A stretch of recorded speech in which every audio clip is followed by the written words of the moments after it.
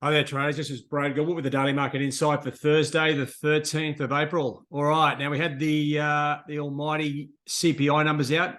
Now, the year-on-year number there that the Fed are watching came out at 5%, right? 6% the previous number.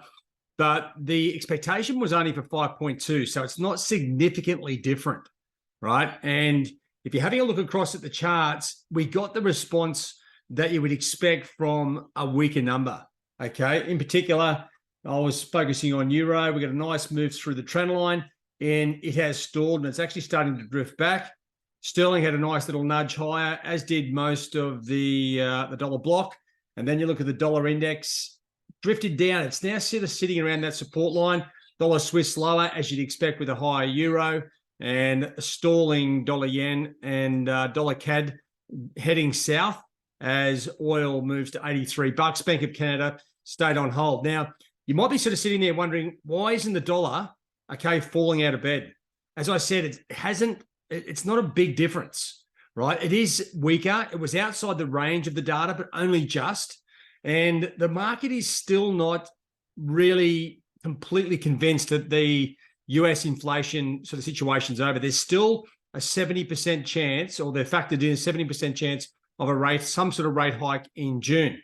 Now, conditions in Canada, right? This is where everything is sort of colliding. We've got Canada, UK, Australia, New Zealand, Euro to some extent, all sort of at the same sort of point where the market is trying to work out, are the central banks going to start talking about easing, or have they finished their hiking cycles? The general consensus is the other central banks, okay, the Fed will be easing first, as expected, and the other central banks will stay on a hiking cycle sometime, to continue for some short time. If I can just get that out. Just looking at the employment numbers. Now, let's have a look at what's going on here. So the employment numbers out of Australia, pretty much as expected. If anything, it confirms like a slightly strong number, right? Like we're getting out of the US, strong employment numbers. Everyone's trying to keep up with their payments.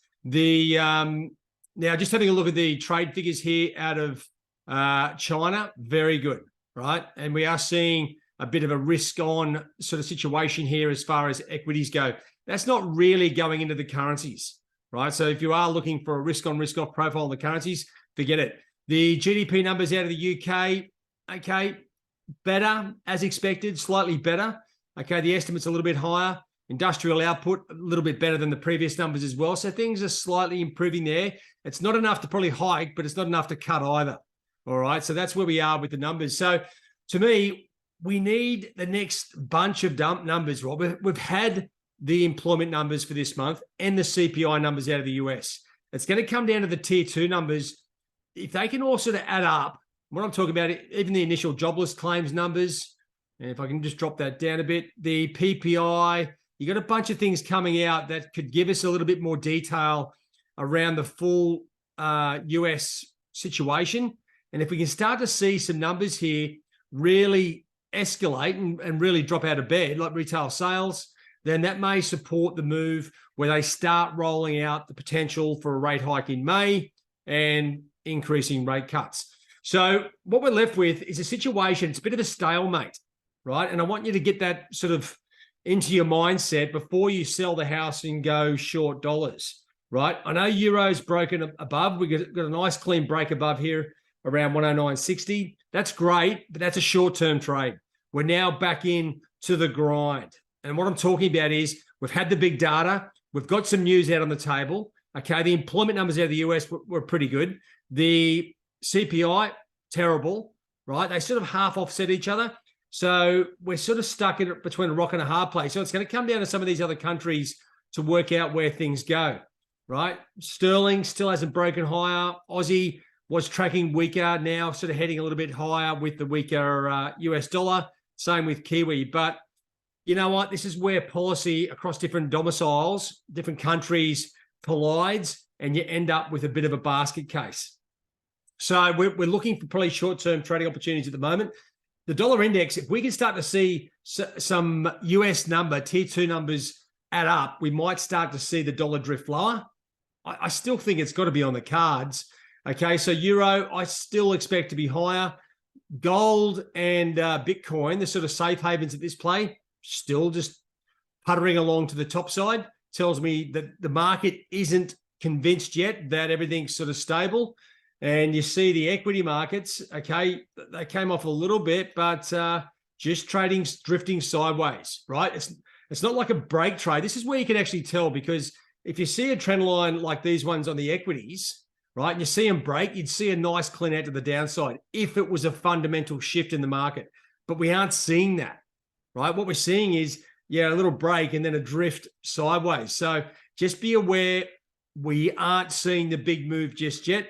So keep your paint dry, okay? Keep hold of your capital, and let's start to see where this thing plays out.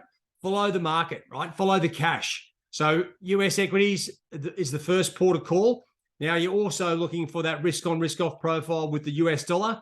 It's not there, okay? So tick that off. That's a discombobulation.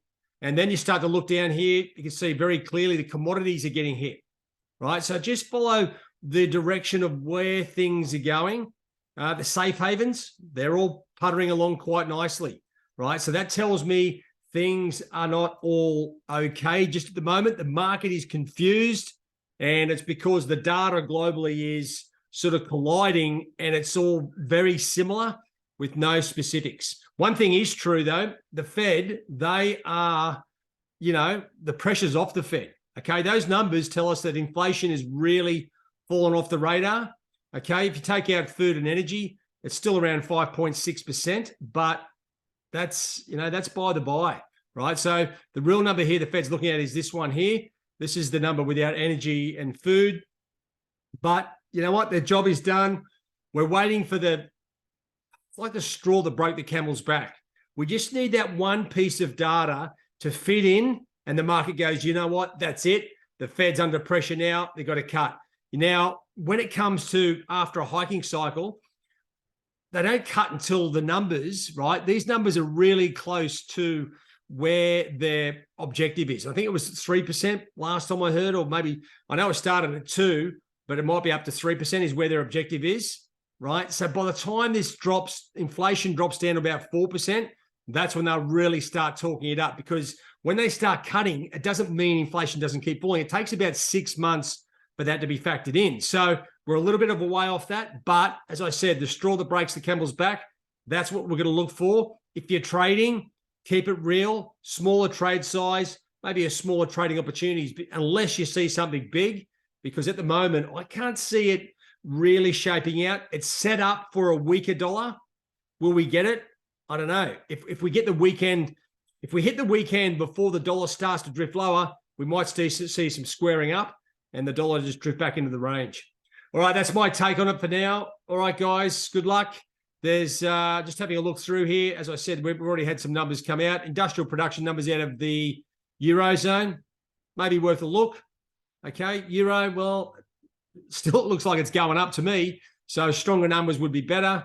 And you've got initial jobless claims, and I think the US PPI numbers there as well. So a few things to look at. If anything, maybe some range trades. All right. Anyway, guys, that's it from me. Have a good one. Cheerio.